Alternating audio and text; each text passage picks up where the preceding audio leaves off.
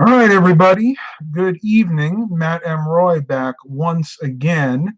I don't know how many of you guys and gals are going to be here, but I've had a lot of videos planned for the last week, and pretty much nothing has been come to fruition because of the sweltering heat, the oppressive heat and humidity that we have been suffering with the past pretty much week, and today has been the worst day of them all. Today, our heat index topped 115. And no, I am not sick. I just use this as a visual aid. If you guys remember from AV class, it's always good to have a visual aid. Oh, Eric Brunhammer's here. I am not forgetting about you, Eric. I did get your messages. I'm going to get back with you when I'm done with this. But you know what? Let's, for fun, let me take my temperature here. Make sure I'm not overheating myself.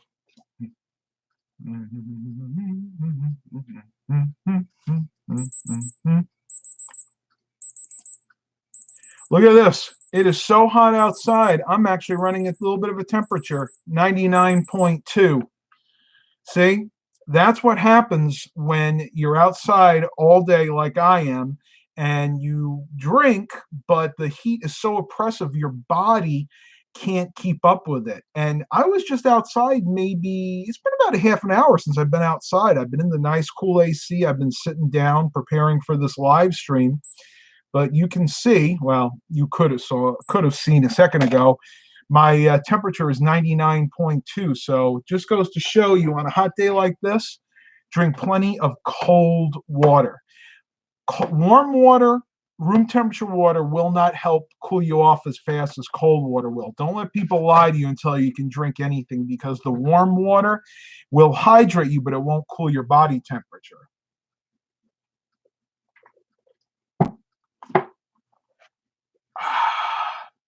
So good. So good.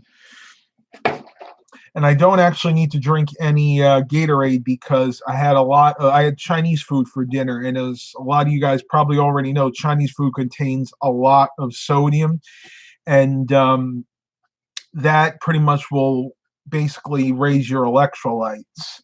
I'm going to read something here. Let's give this man a thank you. This is Willis Carrier. He invented the air conditioner. Let's all take a moment and give thanks. Let's do a moment of silence for Willis Carrier, who invented the modern air conditioner.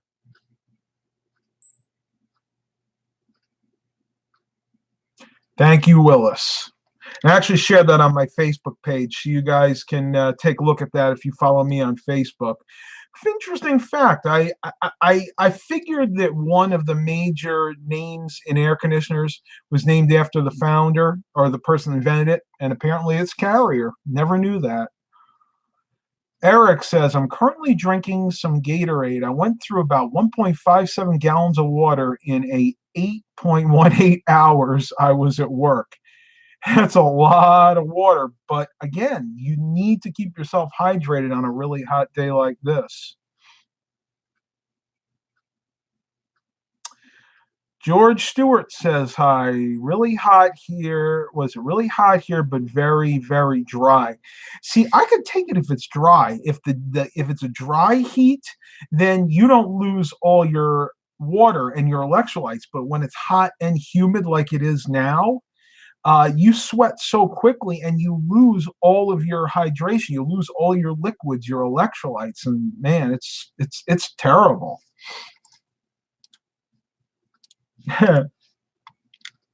I feel really bad for construction workers. I actually, on the highway near where we live, Interstate 64, they're doing a whole expansion where they're actually replacing the high-rise bridge, and then they're widening. I guess it would be I think they're doing both sides, the east on the westbound lane, but right now they're mainly focusing on the eastbound lane. They're going to add one more lane to it. So instead of being 2 lanes each way, it's going to be 3 lanes each way. And I feel so bad for those construction workers. I mean, I can't even imagine what it's like. I mean, I'm sure that probably once or twice a week, they probably have to call an ambulance because somebody's getting heat stroke.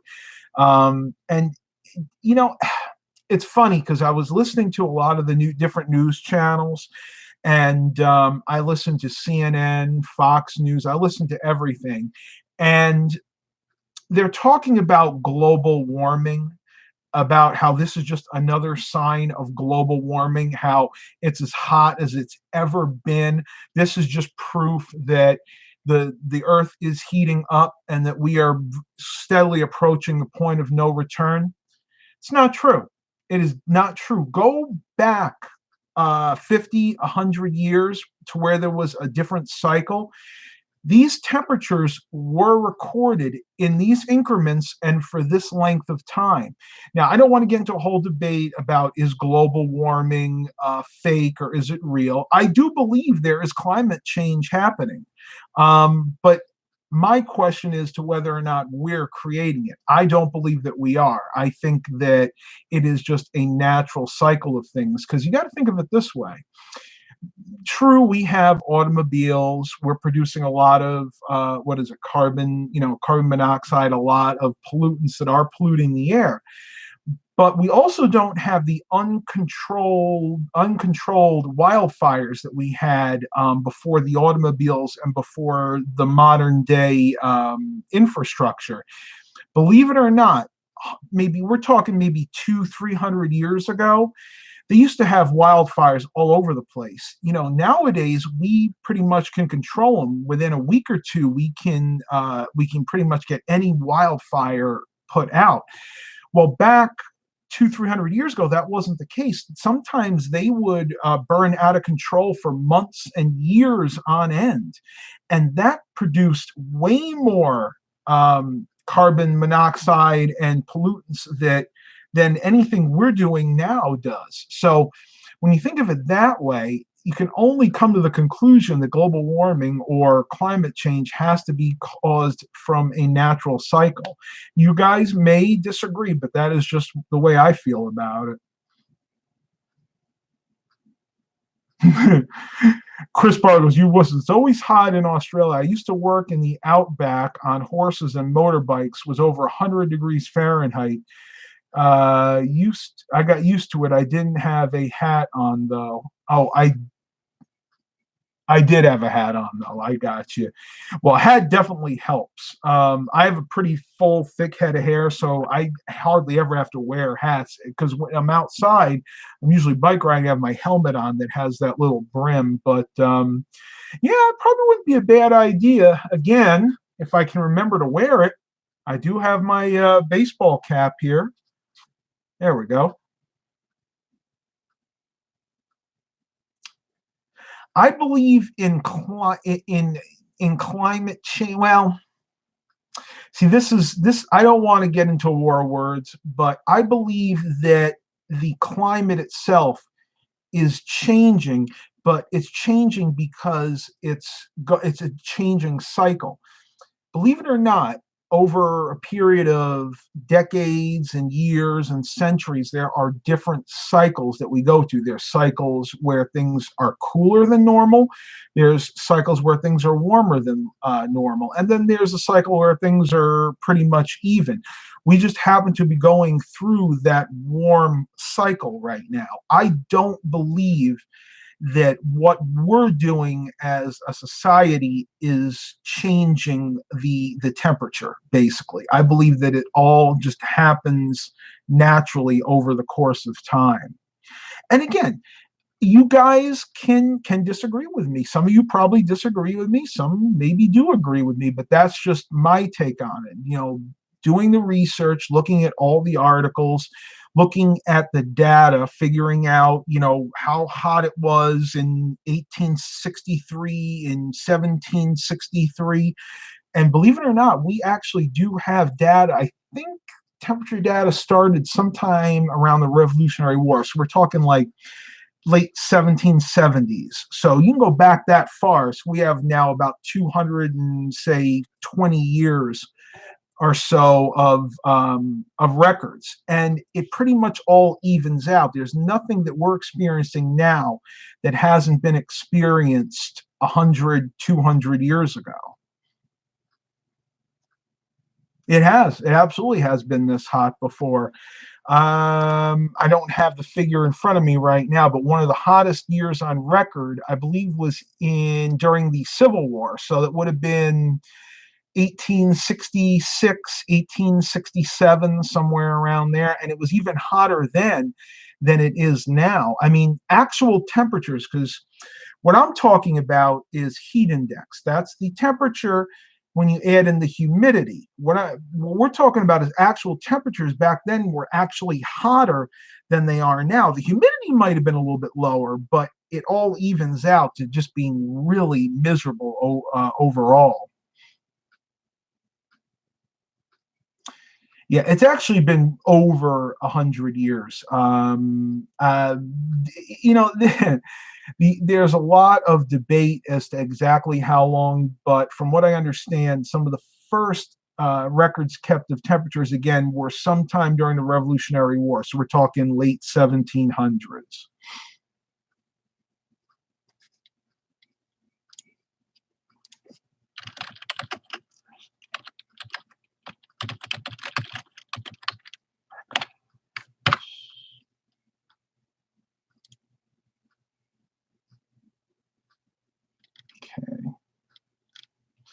It depends. Who is asking that? Oh, find it. It depends on where you are. We're talking about specifically for the United States. Records started February 1870, but that was for the United States. Records for other countries were kept much further back than that.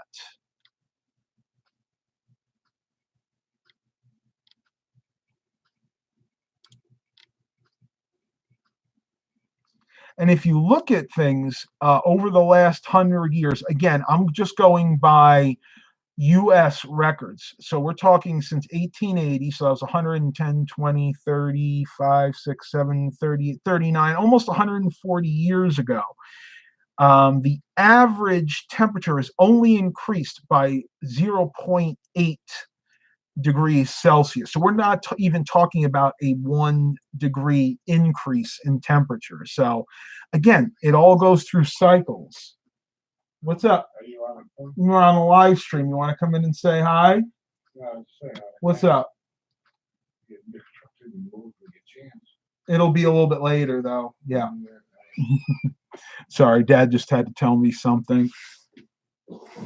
Baxter come in here? I think I saw Baxter coming in.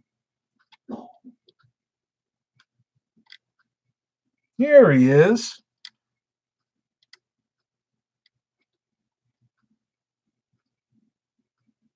Chris Broad goes, yes, you're right. Weather is changing. They say the sun is its coolest time for 200 years.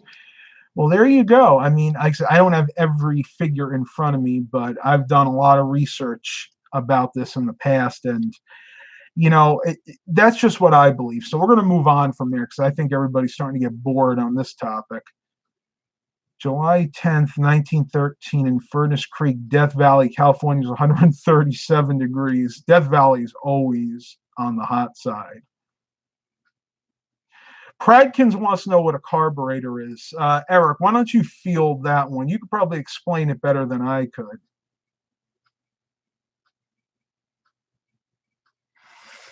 Ah, he is here. You gonna say hi, buddy? Hey, Bax. Come on. Come on, bud. What you doing? You want some kitty attention? Yeah, I bet you do. Look at that face. Can't ignore Baxter. He's just such a sweetie. Fix that a little bit. Thank you, George Stewart, for that, let's just say, $2 super chat. Always appreciated. Yes, this cat especially is very lazy. Baxter definitely lives up to the cat reputation and probably sleeps every bit of 16 hours a day. Isn't that right, buddy? See if I can get us both in. There we go. Yeah, nope.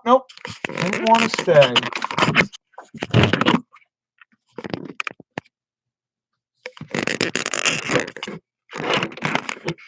I'm going to try. Okay. If I don't move, then I can get both of us in the frame. Fun fact, cats on average sleep between 16 and 18 hours a day. And again, he lives up to that. Milo, not so much. Milo might sleep 4 or 5 hours during the day and then about the same at night. But the rest of the time, he is up, running up and down the hallway up here and coming and jumping on the bed and keeping me up. That's why at night, a lot of times I have to take diphenhydramine, Benadryl, to help me sleep, because if I don't, that cat would keep me up all night long. Of course, probably the more obvious thing to do would be just to shut him out of my room, but I don't want to be that mean, because cats can have what they call separation anxiety. Milo definitely has some of that. What you doing? What you doing, buddy? You want to say hi to everybody? Want to say hi, Kit Kit? It'd be nice. Come on. He is the typical cat with the personality. Only wants you when they want you. I actually saw a picture on Facebook of a cat handing its owner a $20 bill, and the tagline was, "You want cuddles on demand? Here, go buy a dog." And I was like, that is so true of most cats. Milo is the only exception to that. Milo has a dog personality. He will let you pet him pretty much anytime you want. And if he doesn't want to be pet, which is really rare, he'll still let you pet him and tolerate it. Baxter, on the other hand, if he is in a bad mood and doesn't want you to pet him, he'll let you know it, usually by pawing you, and sometimes he'll even put his claws out. What'd you do? Oh, this is one of your affectionate times, huh? Good boy. Good boy.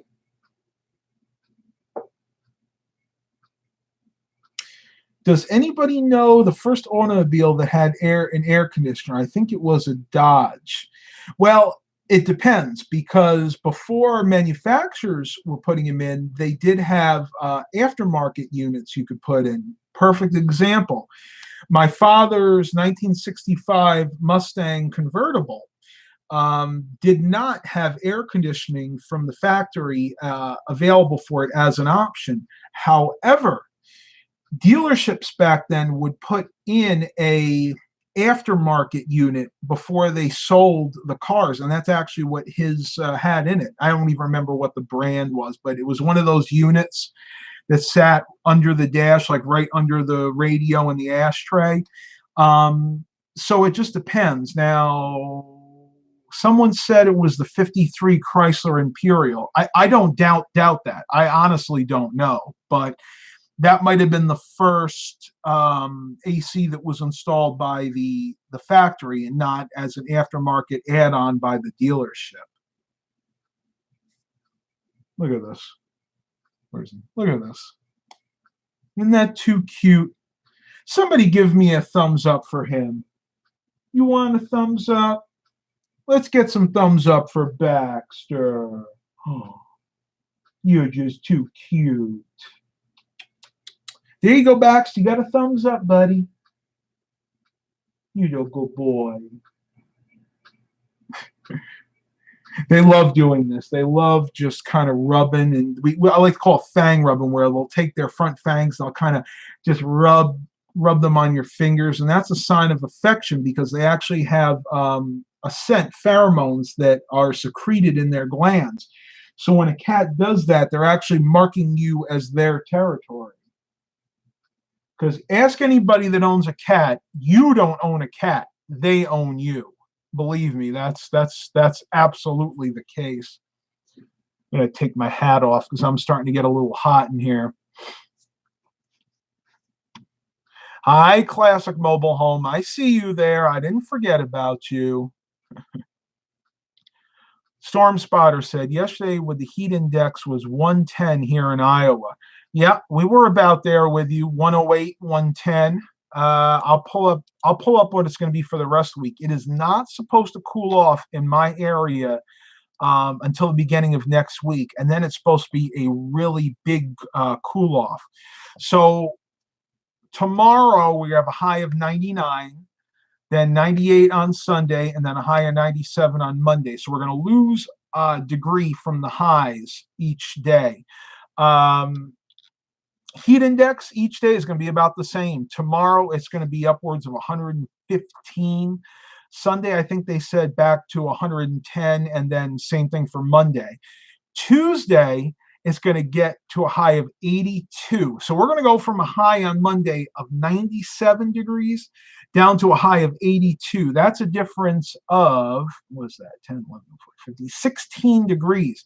And then for the foreseeable future, it's not going to get past 85. As a matter of fact, Thursday night, it's supposed to dip down into the high 60s. So I'm telling you, I cannot wait for these cooler temperatures. I'm still getting my bike rides in and my exercise, but what I'm doing, I'm getting up at 7 a.m., eating my breakfast, and then I'm out of the door by 8 so I can get my hour bike ride in, get back home, and be inside as much as possible, because anything past 9 a.m., it's unbearable. It would be incredibly unrealistic to bike ride outside unless you're some kind of super athlete that can handle the heat.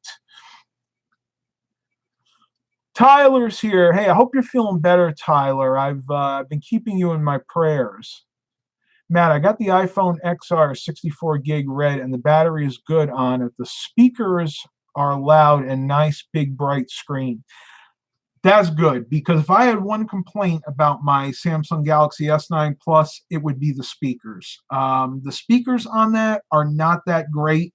There's really only like one at the bottom. I think officially there are two, but it actually just sounds like one, and they're a little tinny at times. So whenever I listen to music, I always make sure I have my Bluetooth speaker with me, some type of Bluetooth speaker or headphones.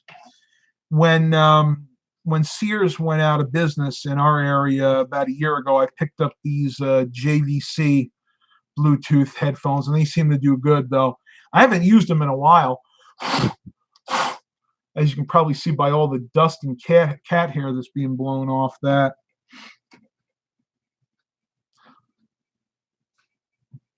Eric says, supposed to be 98 right up to Sunday. We're going to get thunderstorms on Friday, and Tuesday will be 78, then 82, which will be my day off, and maybe I can get some work done. That'll be nice. I'll take 82 to do work outside. Tyler goes, I'm doing okay. This heat and humidity is killing me, though. I've lost a lot of weight, and jaw has been hard to eat. I feel your pain. I'm in the same boat as you right now. I'm having real bad eustachian tube problems, which messes around with my jaw too. So don't feel like you're not going through it. Don't feel like you're going through it alone. I'm going through it with you too.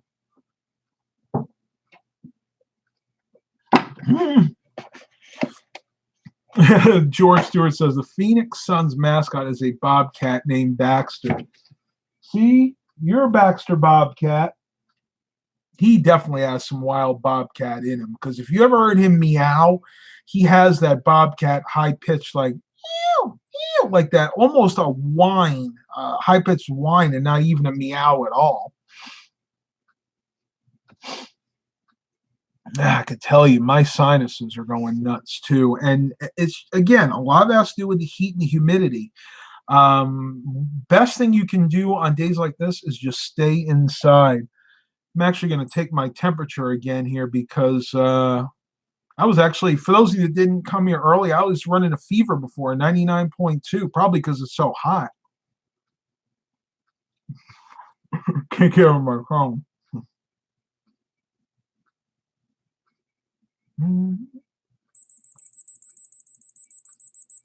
I've actually gone up.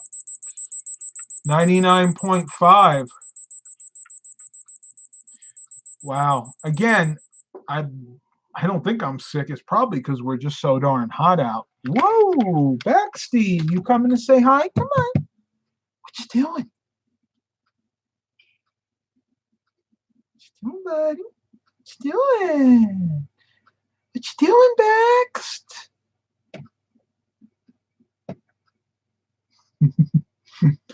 Well, according to my thermometer, 99.5 is. I don't know. Well, I'm glad if it's not. Ooh, you stinker.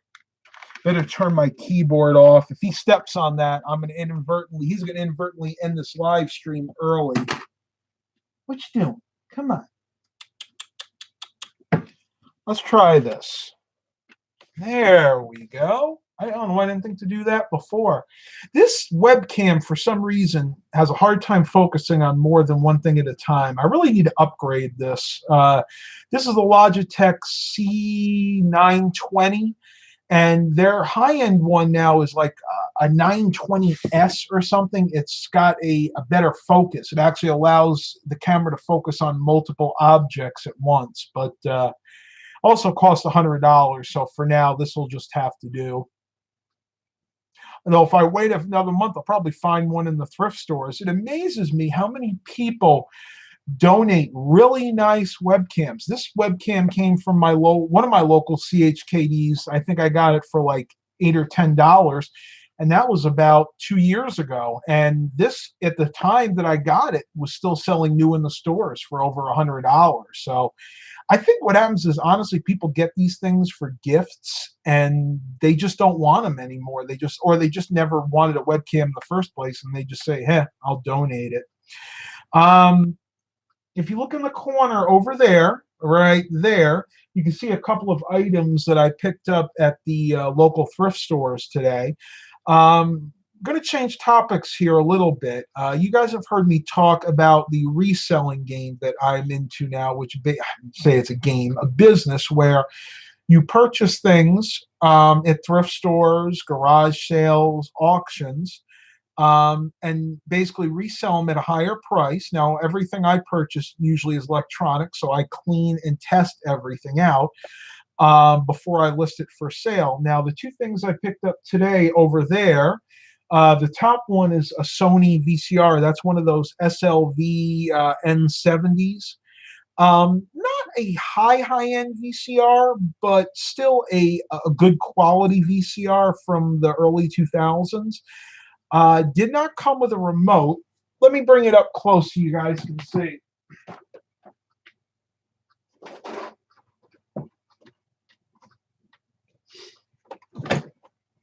This is one item that I've done really well in recent months on. So this is it right here. Let me just see if I can get the actual model here. This is an SLV N700, this particular one. I've had N70s, N80s, but this is a slightly different model. It's a hi-fi stereo. This one's got 19 micronic head. So this is a 4-head VCR. It's got commercial skip, instant replay, SQPB. I have no idea what that means. But it is hi-fi stereo and 4-head. That's the key. When you're looking for VCRs, you want to make sure they're hi-fi stereo for number one, and also at least 4-head. Typical connections on the back, coax, in and out, and then you have your composite in and out. Some of the real high-end ones will even have S-video out on them. This particular one doesn't. But to give you guys an example, I picked this up at a local CHKD thrift store for $5. Now, you guys will be saying to yourself, Matt, that seems like an awful lot for a VCR.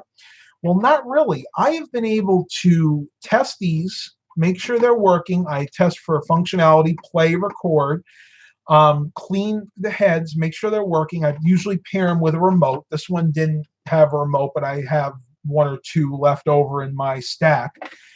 And I can resell these online for between $40 and $60. So there is good money in nostalgia. And in this case, we're talking about analog media, VCRs, the same thing for cassette decks and things like that.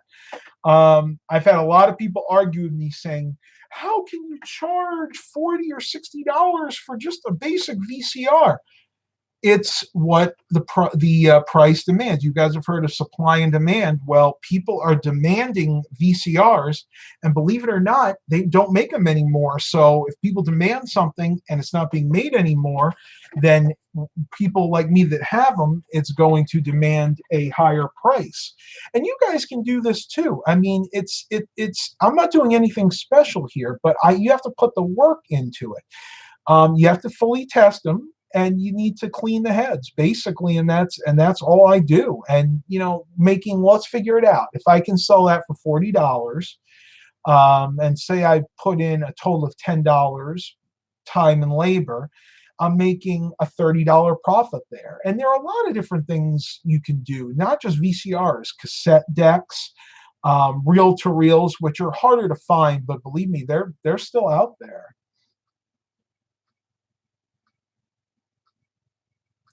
Change what the market will bear. So you're basically saying the same thing. It's whatever the market wants, and right now they are into nostalgia. People want their analog media back, and I think the reason behind that is people like me still have shelves full of VHS tapes that they want to watch, but VCRs that just don't work anymore.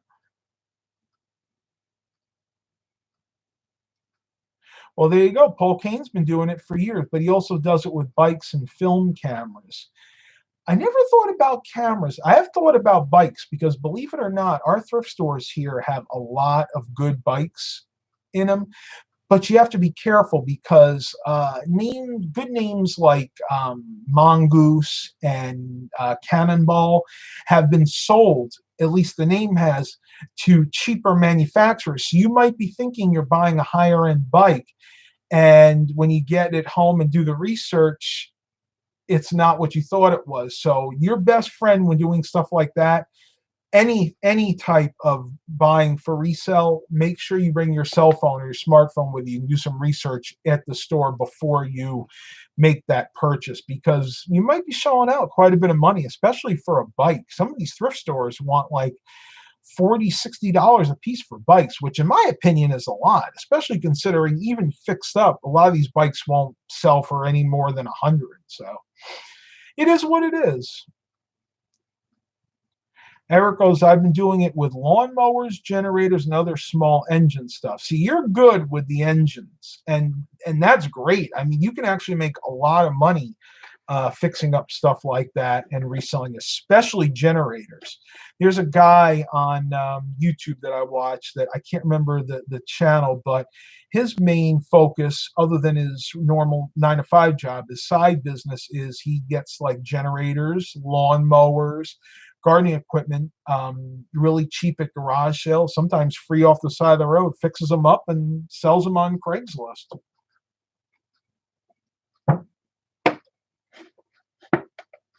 You should see what happened to the name Blaupunkt. Used to be German, now it's Chinese. Yeah, I believe it. As a matter of fact, Nomadic Fanatic, if you guys ever watch his channel, he put a little cheap Blaupunkt radio in his RV, and I think he paid like $20 for it. And it actually sounded half decent, but you could tell it was just garbage. And he even said, when he took it out of the package, he held it up. He said, "This thing weighs nothing." I mean, he said a golf ball weighed more than that thing.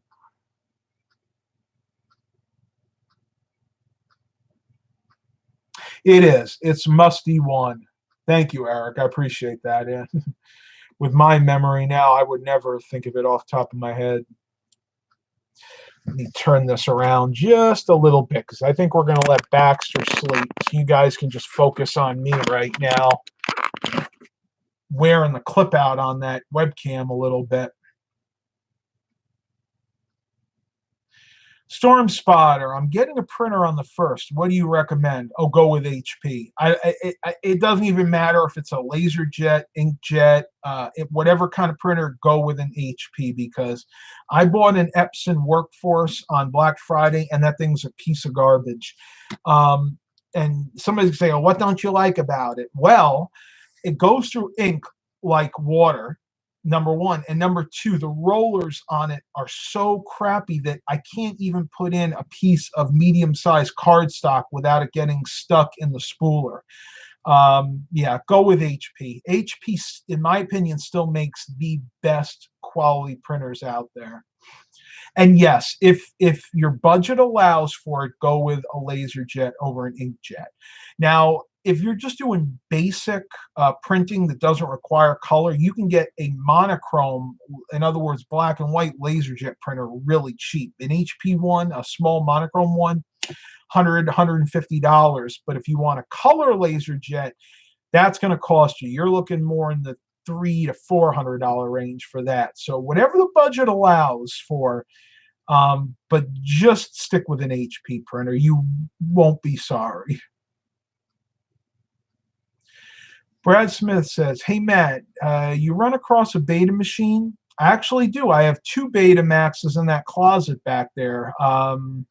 Not Beta Hi-Fis, unfortunately. Well, no, they're not. They're just the mono machines. They're both Sonys, and they both worked the last time I used them, but it's been a long time, probably 4 or 5 years. I actually should take it out and give them a try, maybe clean them up, inspect the belts, see if they need to be changed, which I'm sure at this point they probably do. Chris Bartlett goes, I got all HP, but ink is so expensive. Go on eBay and search for your model printer, and you can get the remanufactured cartridges much cheaper on eBay. They're decent quality. Now, they've been hit or miss, but what I would do when you research them, make sure whatever remanufactured ones you get, number one, you look at the seller's feedback, and number two, look and see if the product has a rating, because eBay actually has a rating system now for specific products, and you'll be able to see if those ink cartridges had a favorable rating or not.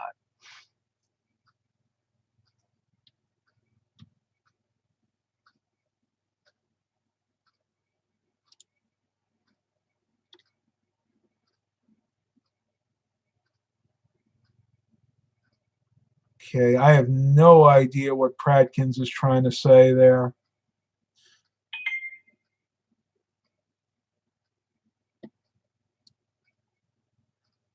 He's talking about XM radio. Yeah, I used to have it in my van, but since I'm not driving the van much anymore, I canceled the subscription. They've actually been trying to get me back for the last few months. They keep offering me lower and lower prices. I think the last offer was $5.99 a month for 60 months, which is actually really good considering the normal price is $20 a month. And you know, if I decide to drive the van more, I might do it. But for now, I honestly, I haven't driven my Chrysler Town & Country in about a month. I do need to take it out again, but I'm actually having an intermittent problem with one of the brakes. Actually, it's the front driver side brake. The hose, I think, is starting to develop a pinch, or it might be pinched somewhere, or it's got a clog in it, because there are times that the caliper gets stuck on, and I just haven't had any motivation to fix it, honestly. I got to wait until the weather cools off and Dad can pull all of his cars out of the garage. We can put it up on the lift and take care of that. But for now, I can't drive that, but maybe a short distance. I probably wouldn't drive that any more than 5 or 10 miles until that issue is fixed. I actually still want to get rid of that vehicle, to be honest with you. One of two things is either going to happen over the next few months. Either I'm going to sell it privately once Dad and I fix that issue with the brake, or two, my father has expressed interest in purchasing that vehicle from me, the Town & Country. And if he wants to do that, I'm probably just going to sell it to him, because he really likes that vehicle. And I don't need 3 cars. We have too many cars around this house right now as it is.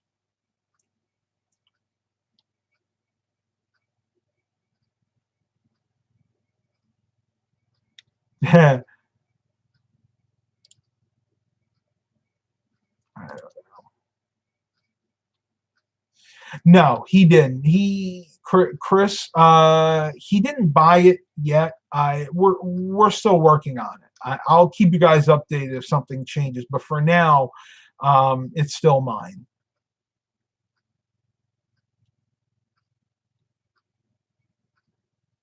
Yeah, I actually still listen to cassettes when I'm in LeSabre, and I have a bunch of CDs that I play in the Tahoe. I rock it old school. That's just the way I like it. And actually, the radio in the Tahoe, if you go look at the review, I don't know if I gave a really good picture of it during the review, but it has USB functionality. I can plug in the flash drive. It also has the audio import via the headphone jack that I hook my phone up to it.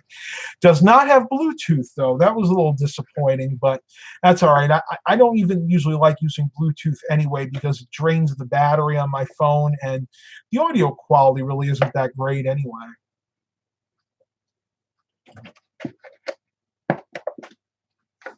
Oh, my goodness, so dry. Eric says, I've been loving my brother black and white laser. I had one of those a while back too, a real small one. I used to have it sitting on that computer desk right back there. And I don't know whatever happened to that. I must have, yeah, I think I sold that because that's when I got the HP LaserJet, the big one that you guys have seen over here. That behemoth right there, right there. And that's actually done really well. I've never replaced the cartridge in that. That came from a garage sale probably close to 10 years ago now, and that thing's been solid, rock solid, reliable.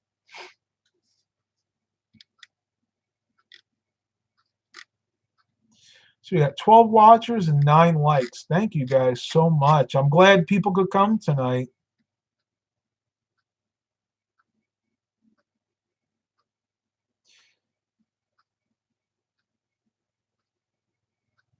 Interesting. Eric saying that the sound quality isn't as good with the Android audio as it is with Bluetooth. Yeah, because he has that 2017, 2018 Silverado. Um, there's a lot of interference out there, and if the more people you have around you that are using it, the worse the sound quality is. There's only a finite amount of bandwidth anyway. 2018. Oh man. All right, tubers. I am gonna have to end it here because I actually have guests coming and they should be here any minute. So I want to spend some time with them. I once again want to reiterate, please stay safe. If you are out, we're having to work out in the sweltering heat, stay hydrated, take plenty of breaks, and remember, try to wear a hat if you can. Chris Bartlett, thanks for that recommendation. Please continue to like and subscribe. And as always, have a blessed day, everybody.